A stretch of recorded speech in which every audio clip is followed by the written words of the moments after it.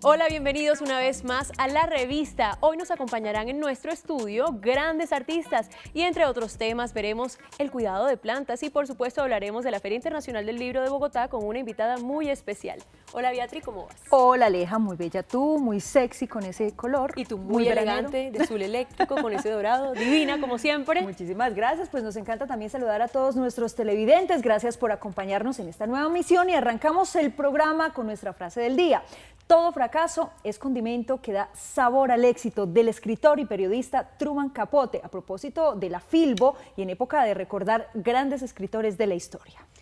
Por cierto, el verdadero nombre de este gran escritor norteamericano fue Truman Streckfus Persons, pero se le conoció como Truman Capote y fue reconocido principalmente por dos de sus obras, la novela Desayuno en Tiffany's y su novela Documento a Sangre Fría. Y ahora, Aleja, hablemos de la conmemoración del Día Internacional de la Lucha por la Liberación de la Marihuana, en un día como hoy, 5 de mayo del 2007. Así es, y todos los 5 de mayo se lleva a cabo este evento en unas 232 ciudades alrededor del mundo y en 22 de América Latina. Y de acuerdo con la Organización de las Naciones Unidas, la cannabis sativa o cáñamo cultivado es la sustancia ilícita más utilizada en el mundo. Y aunque en algunos países han intensificado el control de su consumo y distribución, en otros han sido reglamentado y autorizado su consumo, como en Holanda, Uruguay y algunos estados de Estados Unidos.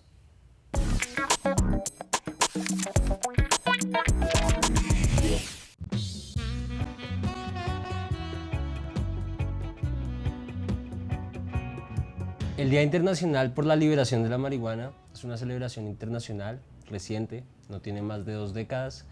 Comenzó en Estados Unidos y busca el primer sábado de mayo de todos los años reivindicar los usos, los beneficios y otras visiones y alternativas frente a la marihuana.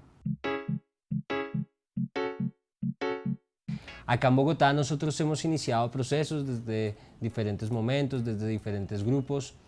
La primera celebración en Bogotá ocurrió en el Parque de la 60. En ese momento no fueron más de 300 personas, eso fue año 2011. La segunda vez fue el 18 de mayo del 2012 en el Parque Simón Bolívar, en el Triángulo de Paso del Parque Simón Bolívar. La tercera jornada, que fue la del año pasado, fue en la Plaza de Bolívar. Fue un día en que nos acompañaron casi 8.000 personas.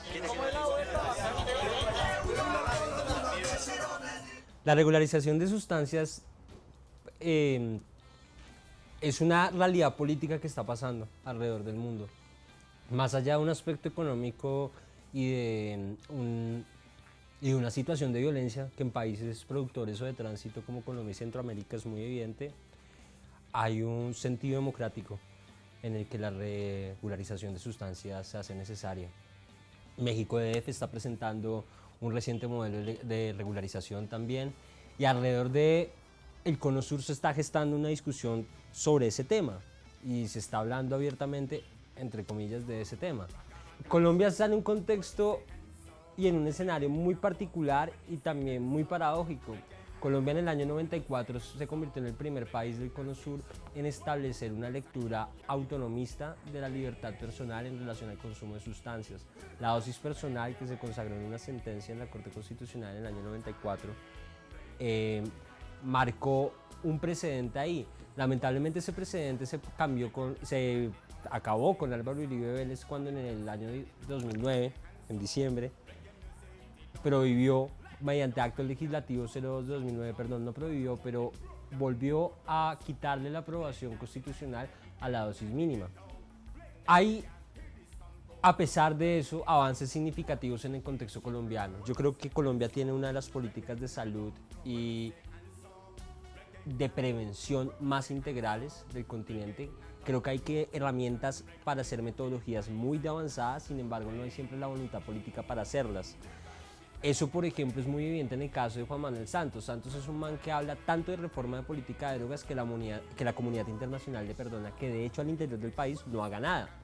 Lo que quiero señalar acá es que si hubiese voluntad política en el marco legal actual, incluso a nivel internacional, habría elementos con los cuales hacer reformas políticas que hicieran de las políticas de drogas mucho más humanas y con un trato mucho más digno.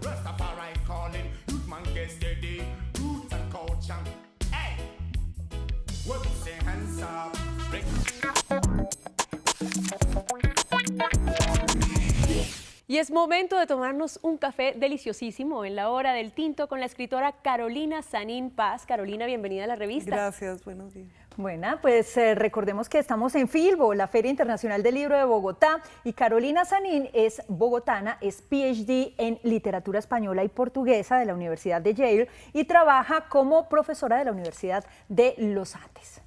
Y además ha sido columnista del Espectador, la revista Arcadia y La Silla Vacía. Ha publicado la novela Todo en otra parte en el 2005, el libro para niños Dalia en el 2010 y los libros de relatos titulados Ponqué y otros cuentos en 2010 y Yo Soy You en 2013. Para la Filbo, Carolina Sanín nos trae su segunda novela titulada Los Niños, que es la que Beatriz tiene en sus manos. Aquí está, Los Niños. Bueno, trae animalitos, pero también tienen que ver con la historia. Carolina, háblanos de esta publicación que la podemos tener en la Filbo. ¿De qué se trata? La novela corta, ¿no?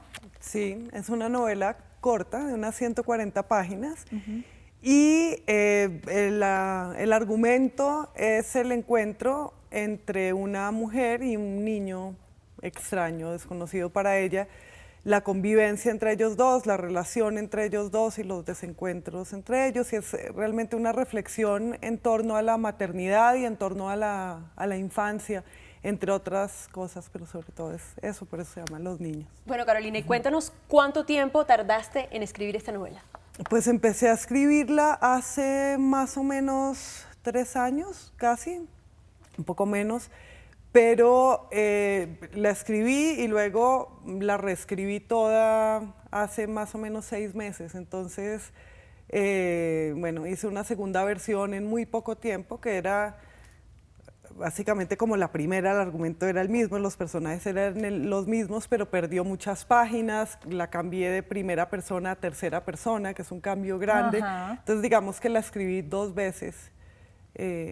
Y bueno. ¿A qué horas escribes? ¿Qué te gusta más de las dos? ¿Dar clase, escribir o ambas te apasionan igual? Pues ambas, y en realidad para mí están muy relacionadas, porque es cuando doy clase de libros, más bien enseño a leer libros, y también clase de escritura creativa, talleres, etcétera. Entonces, en la clase se me ocurren de las propias cosas que digo, ideas para la escritura, y entonces se alimentan mutuamente. Y las dos. ¿Y por qué no nos das 3 tipsitos ahora que hablas de enseñar a leer libros? Que eso me parece muy interesante viniendo de una escritora y una profesora. Para nuestros televidentes, ¿cuáles serían como las 3 claves para enfrentarse a una publicación? Cuando lo tienes en tus manos, yo creo que desde el momento de elegirla. Pues yo creo que una cosa fundamental es reconocer la otredad del libro. O sea, esto lo escribió alguien que no soy yo, entonces no buscar esa identificación a la que a veces se ha dado tanta pues preeminencia en la lectura y en la interpretación de libros, ¿no? Yo suelo oír a los estudiantes decir, me identifiqué, no me identifiqué.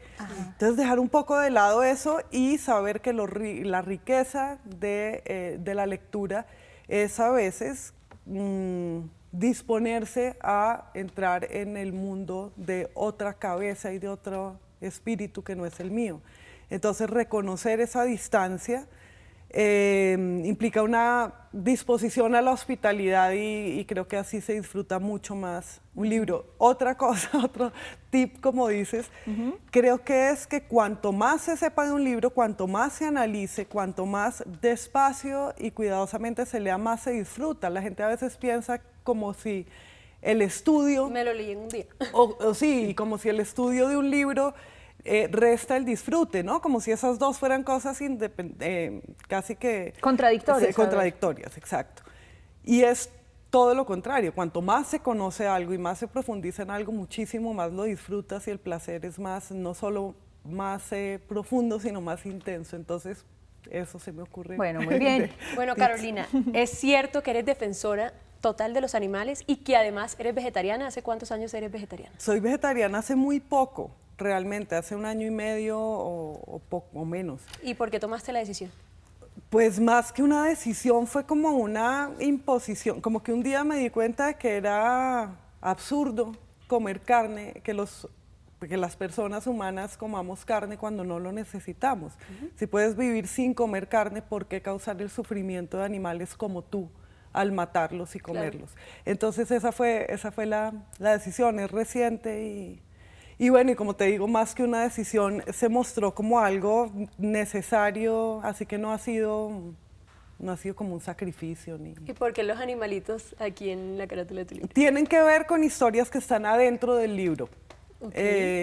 Así que esa es una de las Hacen parte de los incógnitas para el personajes de lector. la historia. Ajá. Bueno, Hay y que justamente los niños, pues vas a estar presentándolo en la Feria Internacional del Libro de Bogotá el 10 Sí, el 10 de de mayo. mayo, allá.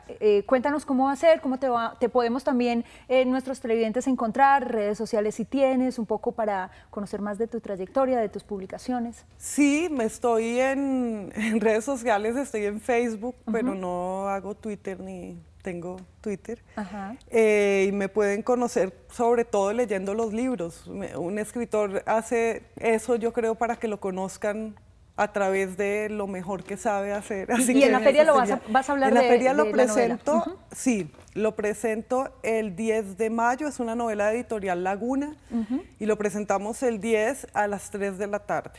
Así que ahí Invitadísimos estaremos. todos. Carolina, Invitadísimos ¿y todos. tienes algún proyecto literario nuevo? Sí, en este desarrollando? momento estoy haciendo un proyecto narrativo, como un poco mezcla la narrativa, el ensayo y lo que se llama la ficción autobiográfica, que está entre la autobiografía de verdad, es decir, Sí. como confesional, y la fantasía acerca de quién es uno mismo. Entonces estoy haciendo estoy tratando, ensayando esa literatura pues entre géneros. Vamos a ver cómo sale. Pues muchísimos Buenísimo. éxitos, Carolina. Gracias. Muchísimas gracias por habernos acompañado aquí en la revista. Y ustedes recuerden que tienen una cita con la Filbo para que vayan a ver no solo a Carolina, sino a todos esos grandes escritores que van a pasar por esta feria tan importante en Bogotá. Y enseguida regresamos con el cómic del ícono rockstar Freddie Mercury y un libro muy recomendado.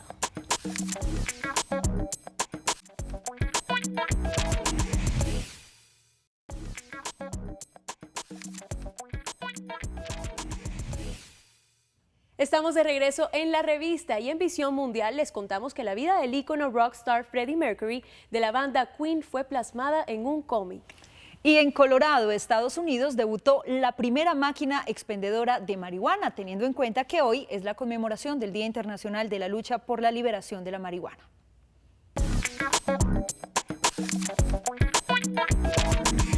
El legendario vocalista de Queen, Freddie Mercury, es honrado en un nuevo cómic a color en versión impresa y digital.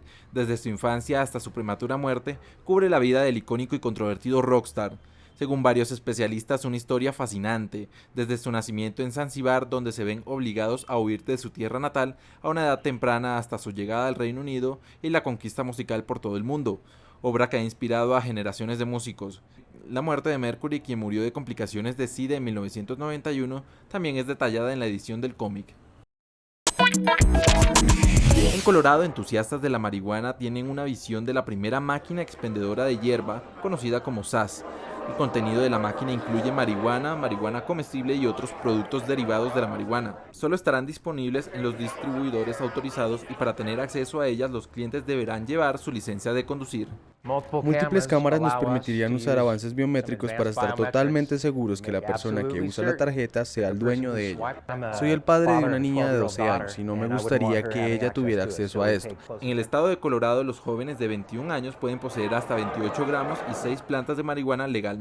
Bueno, Aleja, ¿y quién no se ha preguntado por qué las mujeres tenemos esa necesidad de hablar y hablar y por qué esta necesidad desquicia literalmente a los hombres? O, por ejemplo, por qué los hombres no saben casi nada de la vida de sus compañeros y nosotros, por ejemplo, queremos saber hasta el más mínimo detalle. Así es, Beatriz. La verdad que no sé cómo responderte esa pregunta. Lo que sí sabemos es que tanto las mujeres como los hombres somos bien diferentes.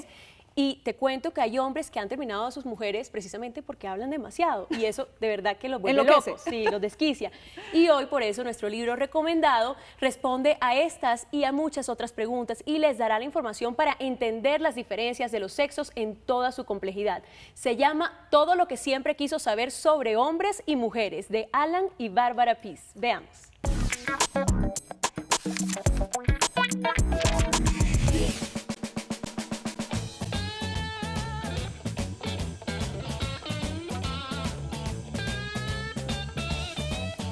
Muy buenos días a los televidentes. Empiezo con una pregunta crucial. ¿Es el lenguaje, la incomunicación entre hombres y mujeres? ¿Tienen los hombres y las mujeres un lenguaje diferente? ¿Esto es lo que causa los conflictos entre los dos sexos? Pues bien, hay un libro que se llama Todo lo que siempre quiso saber sobre hombres y mujeres, de Alan Pease y Barbara Pease. Estos autores, esta pareja ha escrito otros libros, uno que se llama ¿Por qué los hombres no escuchan y las mujeres no entienden los mapas? En este caso se trata de cómo podemos llegar a comprendernos entre sí los dos sexos, que obviamente estamos unidos y queremos estar unidos. Pero los lenguajes a veces son distintos y el libro, con mucho humor, mucha psicología y muchos ejemplos, nos da a entender qué es lo que sucede cuando se comunican hombres y mujeres a veces. Por ejemplo, voy a leerles un pedazo de este libro. El discurso indirecto en casa, cuando una mujer le dice algo al hombre o el hombre le dice algo a la mujer. Por ejemplo, cuando una mujer dice, tenemos que hablar, es que hay un problema grave. Cuando una mujer dice, tú has de decidir, lo que quiere decir, siempre y cuando yo esté de acuerdo. Tienes que aprender a comunicarte, que lo que quiere decir es, tienes que compartir mi opinión. ¿Me amas? Quiere decir, ¿quiero algo caro? Cuando un hombre le dice a una mujer, ¿estás adorable esta noche? Ella lo que le contesta es, ¿no piensas más que en el sexo? Cuando le dice la mujer, ¿de verdad me quieres? Lo que quiere decir es, he hecho una cosa que no te gustará. Entonces, el libro, además de divertido, pues nos enseña muchas cosas, ¿no? Por ejemplo, que existen dos teorías sobre las peleas con las mujeres. Ninguna de ellas funciona. Mi marido y yo habíamos decidido no irnos nunca a dormir sin antes haber resuelto cualquier diferencia. En una ocasión, eso nos tuvo despiertos durante 6 meses. El libro es divertido, es psicología popular, pero los libros sobre parejas y sobre los conflictos en parejas se venden muchísimo y se leen muchísimo porque todos queremos comprendernos. Al fin y al cabo, dicen que la mujer es un enigma. Y Freud, alguna vez se preguntó, Freud, el gran psicólogo, el gran creador del psicoanálisis, dijo, ¿qué quieren las mujeres? Y esa es la pregunta crucial. Recomiendo este libro indudablemente como una lectura agradable. Beatriz, te cuento que por Twitter, con el hashtag Amanecer con la Revista, nos llegó un amanecer guajiro espectacular. El amanecer es de Rafael Arón. Muchísimas gracias, Rafael, por esta fotografía. Y también en Facebook nos escribió Elizabeth Martínez lo siguiente: me gusta su programa por todas las secciones, además me gusta lo de las plantas, así que ella nos colgó la siguiente foto de su orquídea Josefina. Miren qué linda. Muchísimas gracias por tu mensaje y por esa foto tan linda. Más adelante te complaceremos con nuestra sección de Hecho en Casa. Ya volvemos aquí en la revista.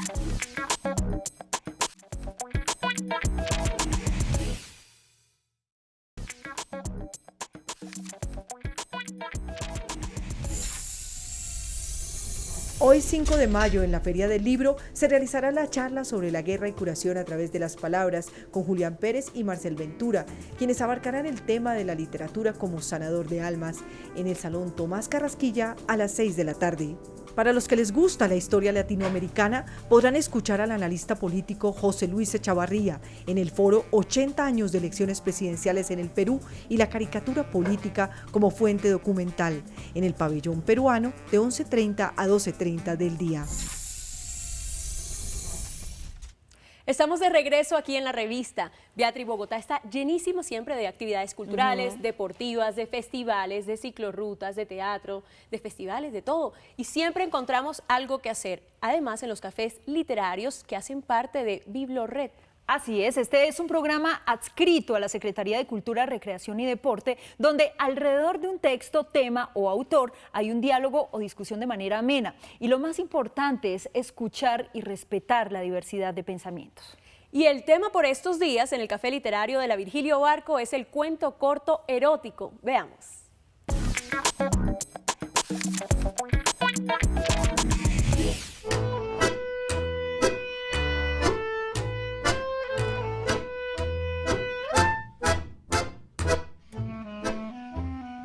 Hoy arrancamos precisamente con todas esas rupturas que van a haber y que van a inaugurar el siglo XIX y siglo XVIII, finales del XVIII y principios del siglo XIX. Miremos la concepción de cuerpo y erotismo en la mujer, como todos estos procesos que prácticamente inaugura Colette se van a repercutir en 1960, pero también el cuerpo como manifestación política y corporal.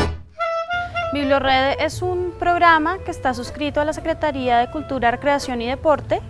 Hace parte de la red Capitales de Bibliotecas Públicas de Bogotá, alrededor de 17 bibliotecas, 4 mayores, las bibliotecas locales y de barrio.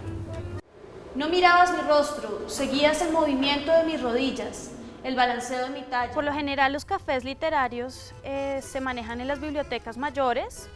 El Café Literario de la Virgilio Barco, La vida se lee, se llama, maneja lo que va a ser cuento corto erótico.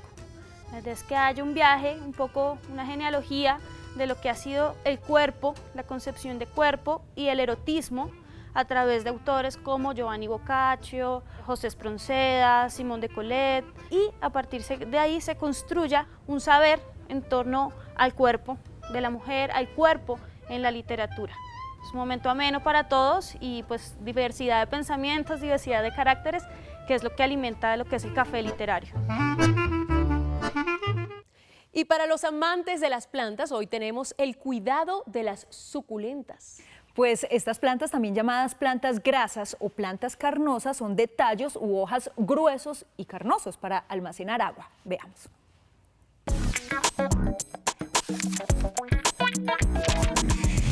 Hola, buenos días, bienvenidos a Botanicus. Hoy vamos a hablar un poquito de las plantas suculentas. Las plantas suculentas son todas aquellas que forman su raíz, tallo u hojas para almacenar agua. Como ellas hacen eso, entonces son de muy poco riego. Las suculentas se van a regar cada 10 a 15 días dependiendo la intensidad de sol o cantidad de calor que tengan. Ahora, hay algo muy importante con las plantas suculentas y es que no pueden jamás estar al lado de una ventana, justo al lado del vidrio. ¿Por qué? Porque el vidrio hace un efecto lupa y quema la planta. En este caso, a ellas les puede dar pleno el sol, pero directo, no a través del vidrio. Entonces, preferiblemente que estén lejos de las ventanas, ¿sí? De tal manera que no tengamos el problema del efecto lupa. Otra cosa es que pues se pueden encontrar en diferentes variedades, hay muchas especies, el coralito, el encaje andaluz, los calanchoes, que son los peluditos, son plantas que son peluditas, muy cercanas a las plantas de páramo, ¿sí? Pero son precisamente suculentas, entonces también van a tener el mismo riego y cuidado. Otra cosa que hay que tener presente cuando tenemos plantas, ya sean suculentas o cactus, que recordemos hacen parte de la familia de las suculentas porque albergan en sí mucha agua, es tener en cuenta el tema del riego con la maceta. Cuando la maceta no tiene un drenaje, vamos a tener en cuenta que va a necesitar menos cantidad de agua, entonces vamos a cuidar más el riego. Las demás, cuando sí tengan drenaje, ¿sí? Como esta pequeñita por ejemplo que tiene drenaje, entonces la vamos a meter en agua o le vamos a poner agua suficiente hasta que ella empiece a drenar. Eso para todas las macetas que tienen drenaje. Cuando no, sencillamente vamos a cuidar eso. Por lo demás, entonces decíamos, ellas son de riego de cada 10 a 15 días. Preferible cada 15 en este clima, o sea, me refiero a Bogotá, pero si estamos en un clima más cálido, pues vamos a necesitar un poquito más de riego. Pueden estar en exterior sin ningún inconveniente, pero pues hay que cuidar el tema de que no estén cerca de un vidrio o algo así. De lo contrario, no tienen ningún problema. Les agradecemos por todos sus videos, fotos y mensajes que nos llegan por correo y también por nuestras redes sociales. Hoy les mostraremos el video selfie desde Chimichagua, en el departamento del Cesar, con unos hermosos niños acompañados de acordeón. Qué bellos, muchísimas gracias por este video. Alejo, espera.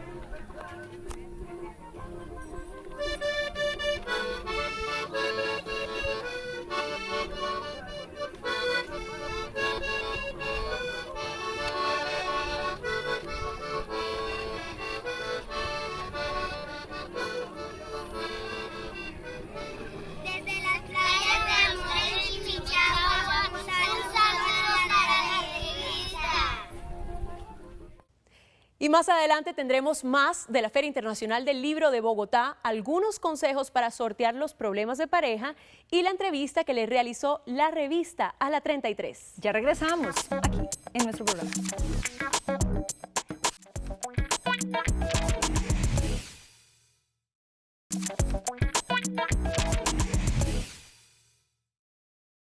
¿Qué hacen ustedes cuando tienen problemas de pareja? ¿Se van a un bar a tomar tragos, salen con los amigos, lloran, se deprimen o buscan ayuda?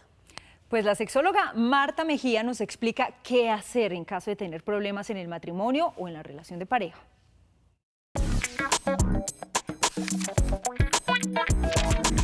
Primero que todo, debemos saber que existimos profesionales que asesoramos, hacemos acompañamiento y facilitamos un proceso para mejorar, sacar a las parejas de la mecanización de la relación, la monotonía y la rutina, sexólogos, terapeutas en general. Primero que todo, la pareja debe acudir, los dos miembros de la pareja, a la consulta para permitirse en allí, pues el profesional tener la lectura desde las dos partes.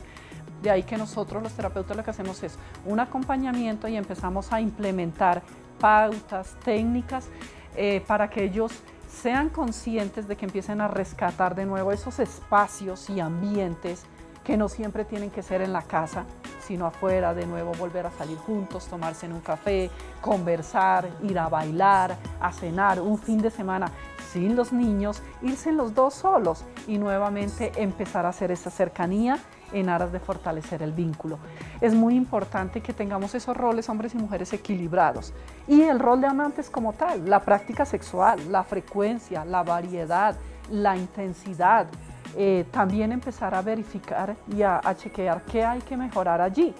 Antes tenían relaciones sexuales más frecuentes, más variadas, las fantasías se permitían saber cuáles eran las preferencias de cada uno. Un poco volver a retomar y a revisar esas prácticas que nos generaban placer, pues vienen bien. De ahí que es mucho de examinar al interior de la relación de pareja la comunicación, los espacios y los ambientes, pero tiene solución.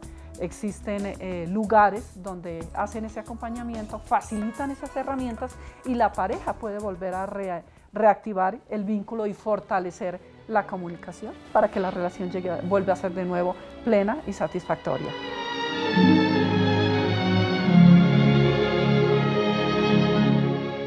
Y ahora, si les gusta la salsa y han escuchado temas como Soledad, La Pantera Mambo o Suelta el Bongo, indudablemente pensarán en la orquesta La 33. A mí verdaderamente me encanta, pues la revista habló con ellos sobre su trayectoria en estos 12 años de carrera artística, sobre su nuevo disco también, Tumbando por ahí, y también sobre la gira que emprenderán a mediados de mayo por África. Veamos.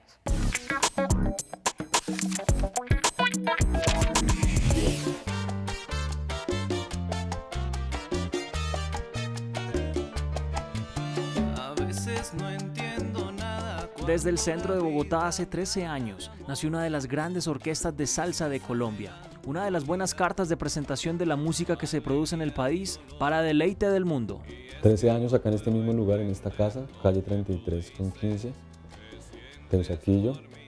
Entonces, bueno, empezamos a hacer salsa, nos dio por hacer salsa y empezamos a tocar y nos fue gustando mucho y nos fuimos como enamorando más y más de la salsa.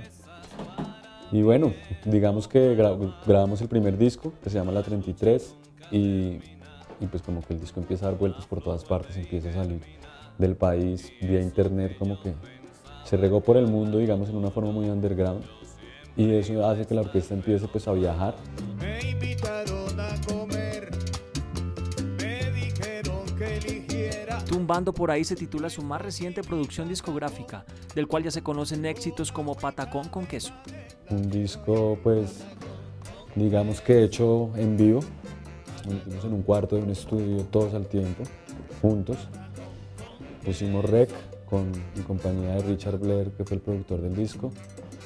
Un disco chévere, como fresco, dejó muy satisfechos a nosotros, muy contentos y pues que estamos en el camino de promocionarlo, seguir promocionándolo pues todo este año viajando. La 33, orquesta que ha sonado en todas las latitudes del planeta y que goza de grandes reconocimientos a nivel internacional con uno que otro fiasco artístico.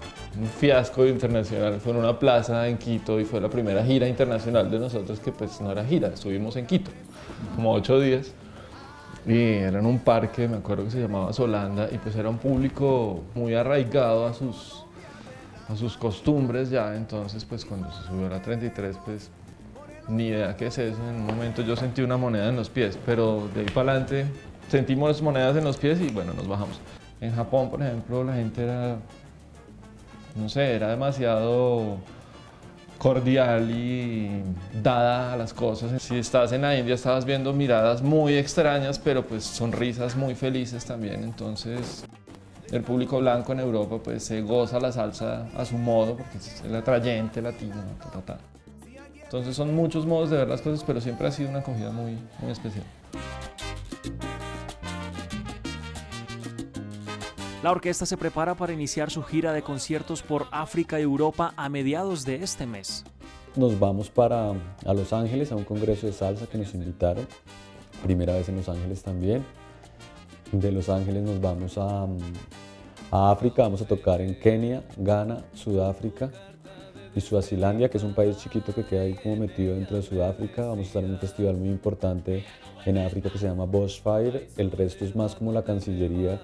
Las embajadas nos invitaron a hacer shows en los países que cuento. Y de ahí pues vamos a Europa y tocamos en Francia en París un par de conciertos cerca de París y otro concierto en Toulouse. Eso sería como lo que tenemos en este momento. El resto del año estamos ahí cocinando, hay cosas por ahí propuestas de diferentes lados, pero pues todavía no podemos contar nada. Recuerden que pueden enviar sus videos selfies para que nos muestren cómo viven lo mejor de su región o su trabajo o de pronto su familia y sus amigos. Pueden hacerlo a través del correo electrónico larevista@cmi.com.co y aquí los publicaremos. Asimismo, el amanecer más lindo de su región y, por supuesto, sus comentarios por todas nuestras redes sociales. Por ejemplo, en Instagram, en una de nuestras fotografías, Gri87 nos escribió lo siguiente: tan divinas como tan profesionales e innovadoras. Tan divino, muchas gracias por ese mensaje. Y también nos escribió Diana_MBE y dice: hermosas, con mucho talento, orgullo colombiano, @Ale_Ortiz_Chajín y @Beatriz H. Álvarez. Un abrazo y siempre las veo. Ay, muchísimas gracias a los dos por sus comentarios y esperamos más. En minutos regresamos.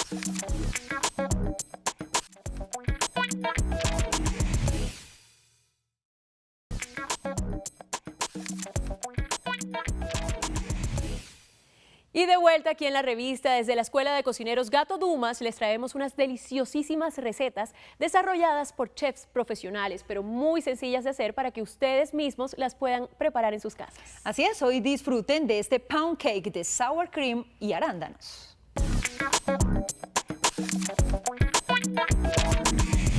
Hola, ¿cómo están? Bienvenidos a Puro Gusto. Mi nombre es Juan Higuera, director del programa de pastelería de Gato Dumas, Colegio de Gastronomía. Hoy vamos a hacer una receta muy fácil y sencilla. Vamos a hacer un pound cake con suero costeño o sour cream y le vamos a colocar cranberries deshidratados. Para esta receta, ¿qué necesitamos? Necesitamos, por supuesto, sour cream o suero, mantequilla, azúcar y miel, huevos frescos, harina de trigo previamente tamizada, tenemos los cranberries o los arándanos deshidratados, un poco de esencia de vainilla, polvo de hornear y sal. Vamos a empezar entonces nuestra receta. Lo primero que tenemos que hacer es trabajar la mantequilla. Cuando me refiero a trabajar es vamos a dejarla que se bata durante un par de minutos a una velocidad lenta en nuestra batidora.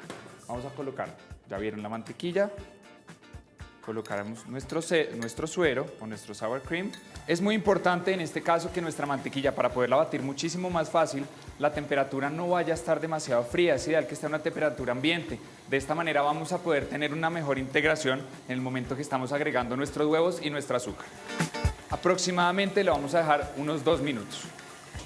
Un segundo, parando y bajando con la espátula. de tal manera que todo se vaya integrando muchísimo más fácil. Ya tenemos nuestra mezcla muchísimo más suave, mucho más cremosa, y lo que vamos a hacer para empezar a aligerar muchísimo más nuestra mezcla es agregar nuestra miel. Agrego gradualmente mi azúcar. Lo que podemos ir haciendo es batiendo nuestros huevos para que en el momento de agregarlos se emulsionen muchísimo mejor. ¿Qué quiere decir emulsionar? Que no se nos vaya a separar nuestra mezcla. Para esto, como les dije, es muy importante desde el inicio tener la mantequilla a una temperatura ambiente, al igual que la temperatura de los huevos que sea la misma. Si tenemos los huevos recién sacados de la nevera o están demasiado fríos, lo que podemos hacer es pasarlos un poquito por un poco de agua caliente o simplemente frotarlos con un trapo que también tenga agua caliente. Huevos, agrego unas gotas de esencia de vainilla y ya los tenemos listos para agregarlos. Es importante que cuando empecemos a agregar nuestros huevos, la velocidad de la batidora sea bastante rápida, porque si no lo que vamos a hacer es cortar la preparación. Empiezo a agregar los huevos muy de a poco. Sí, un error muy común en este caso es agregarlos todo de golpe. La preparación se nos va a cortar, se nos va a separar y vamos a obtener una mezcla de un budín o de una torta o de nuestro pound cake bastante grasoso. Vamos a parar por acá. Si se dan cuenta, ya tengo una crema muchísimo más blanca, ¿sí? Ya mis huevos se están emulsionando muchísimo mejor. Entonces, continúo con el agregado del resto de mis huevos. ¿Qué vamos a hacer al final de la preparación? Vamos a ir mezclando nuestra harina de trigo. Al inicio les mencionaba que estaba previamente tamizada, es decir, que la había cernido. Le vamos a agregar un poco de sal y un poco de polvo de hornear. Las voy mezclando y de esta manera gano un poco de tiempo. Y para finalizar, lo que voy a hacer es tomar un poco de esta harina, agregársela a mis cranberries deshidratados. ¿Y para qué lo hago?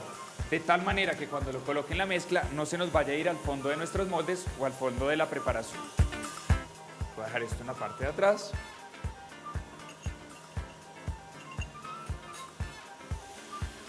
Terminamos con nuestros huevos y de inmediato, para que nuestra emulsión o nuestra mezcla no se vaya a separar, lo que hago es paro, agrego mi harina de trigo previamente mezclada con sal y polvo de hornear y vamos a trabajar lo mínimo. Es ideal que no amasemos o que no dejemos batir demasiado, porque si no vamos a desarrollar la proteína que se llama gluten, y en el momento que yo desarrollo gluten lo que vamos a hacer es un cake o una torta demasiado pesada y densa. Ya tengo completamente mezclado, les voy a mostrar acá para que vean la textura que debemos obtener, que se vea bastante cremosa. Y ahora sí, para terminar, agregamos nuestros arándanos o nuestros cranberries deshidratados. Mezclo muy poco porque no quiero destruirlos. Y ahora sí, voy a detener mi máquina, continúo mezclando. Y tengo por este lado una manga de pastelería. Si ustedes no tienen una manga de pastelería, se pueden ayudar de una bolsa o simplemente con las cucharas vamos llenando cada uno de nuestros moldes. Ya les voy a mostrar los moldes que vamos a utilizar. Vamos a llenar nuestra manga. Recuerden que es ideal tampoco no llenar demasiado la manga, porque en el momento que yo llene una manga de pastelería con mucha mezcla y tengo que hacer mucha fuerza, se me puede estallar. Y les voy a mostrar lo que vamos a hacer con los moldes.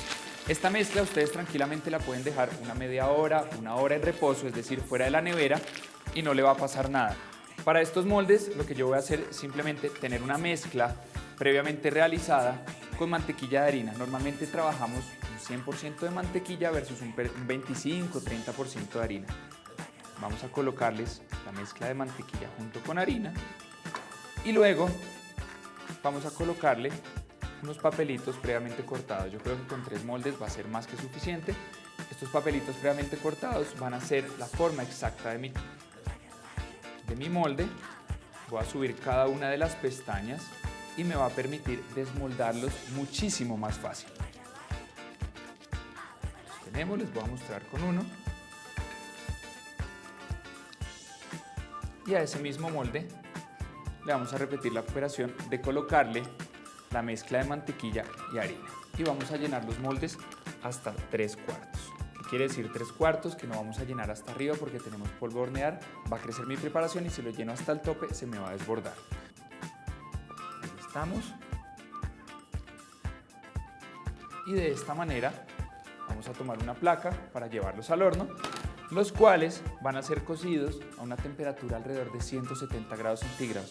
Para este tamaño de molde hemos utilizado alrededor de unos 100, 110 gramos de mezcla, por lo menos se nos van a demorar unos 12 a 15 minutos en cocción.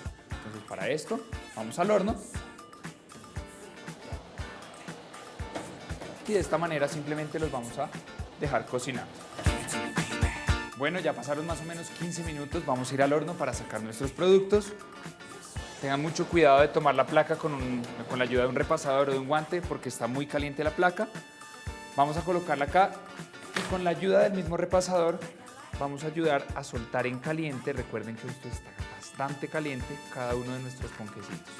Vamos a dejar acá un par de segundos, empezamos a soltar los papelitos y para decorar vamos a tomar un poco de frambuesas frescas, vamos a espolvorearlo con azúcar pulverizada y ahí hemos terminado nuestra receta.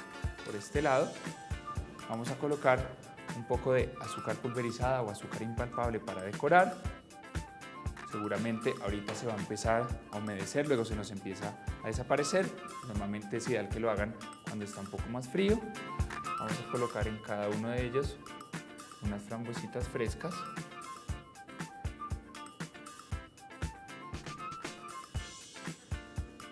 Y de esta manera terminamos nuestra receta. Aquí está nuestro plato. Tenemos nuestro pound cake con suero o sour cream y cranberries deshidratados y espero que nos vean en una próxima emisión. Muchísimas gracias.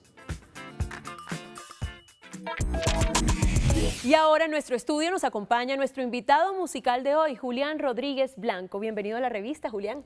Cordial saludo, muy contento de estar en su programa y la verdad compartiendo el don maravilloso de la música que nuestro Padre y Creador nos ha dado para poderlos llevar a los más corazones de la gente. Claro que sí, pues Julián desde muy temprano cultivó un gran amor por la guitarra, ha realizado muchos conciertos en escenarios tan diversos como en la Catedral de Sal de Zipaquirá, el Festival de Luces de Villa de Leyva, el Festival de Lago de Paipa y en países como Ecuador, Brasil, Suiza, Francia y también Estados Unidos.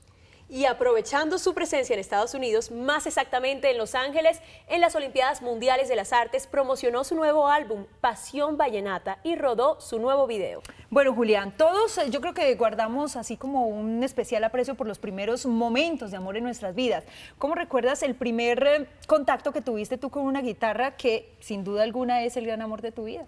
En realidad vengo de un pueblo que se llama Boavita, mi padre se autoenseñó tardíamente el tiple, y junto con mamá era una bohemia antes de ir a la cama a cantarnos. Entonces ahí fue naciendo como esa inclinación por la música. Ya mi padre luego me trajo una guitarra de Bogotá con unos métodos donde estaban las letras de las canciones y arribita la tonalidad. Y fue pues teniendo como esa formación empírica, ese acercamiento.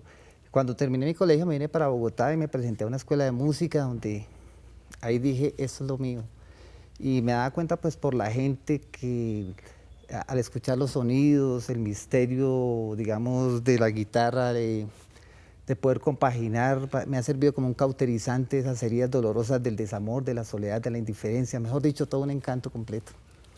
Julián, bueno, y sabemos que también eres docente de niños y de adolescentes. ¿Cómo haces para transmitirles a ellos ese amor por la guitarra? Primero de manera como despertarles habilidades.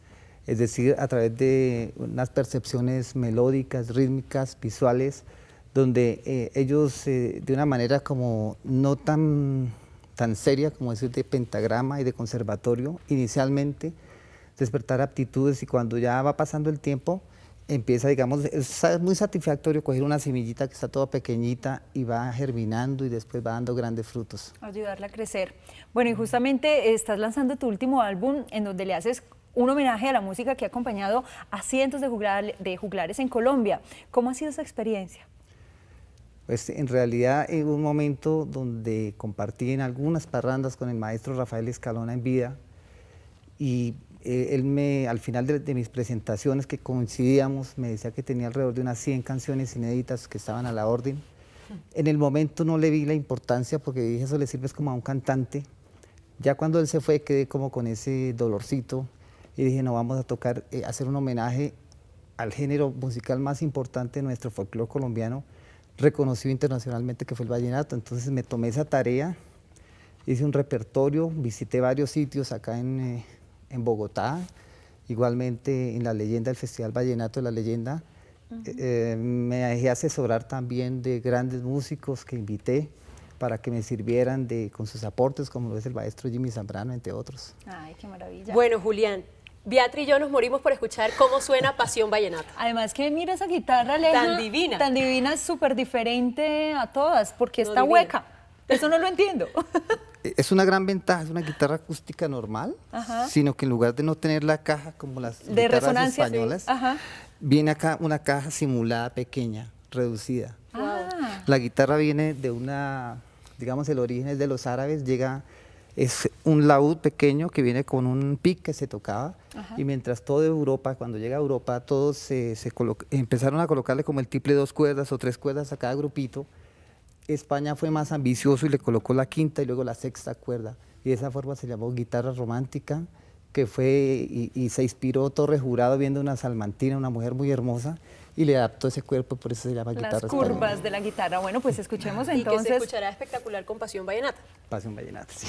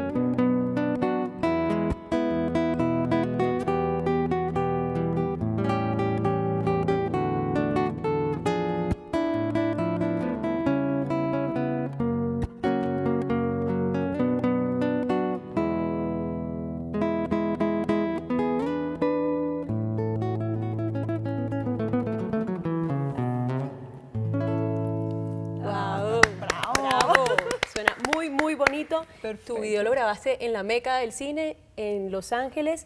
¿Cómo es el vallenato? ¿Está bien recibido a nivel internacional?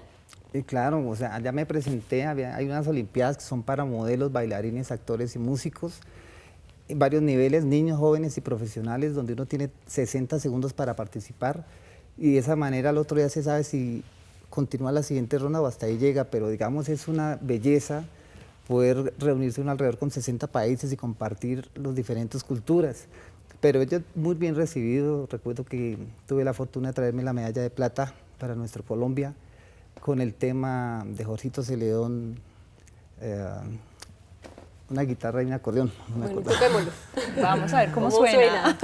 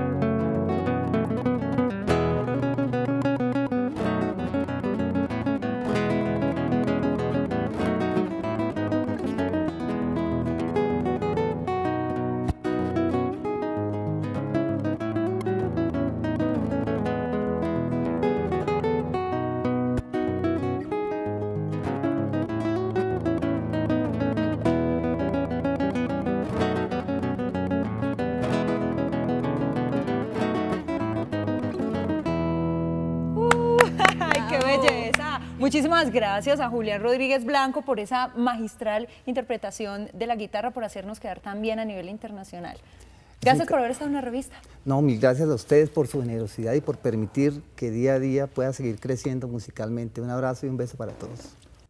Bueno, muchas gracias a Julián y ustedes recuerden que esperamos sus videos selfies para que nos muestren cómo viven, qué hacen o un saludo desde su tierra por Facebook o a través del correo electrónico larevista@cmi.com.co. Un abrazo muy grande para todos. Chao, chao. Chao.